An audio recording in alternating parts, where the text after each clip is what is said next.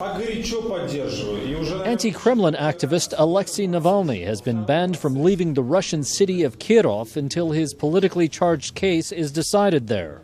On the second day of his retrial on theft and embezzlement charges, he told the judge that the outcome was rigged.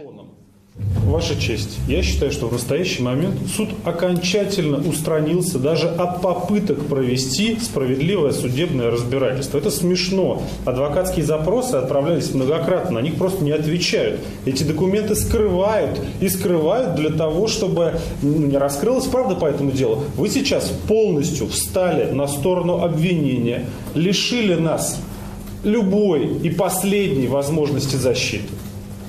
Поэтому это даже уже дальше идет процесс не с обвинительным уклоном. Navalny has said he plans to run for president in 2018 and that the Rush trial was politically motivated to block his candidacy.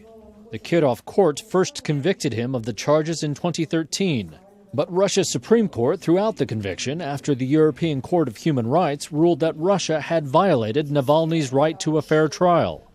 On February 2nd, the judge blocked any defense witnesses from testifying at the trial, saying their statements were already included in the trial documentation.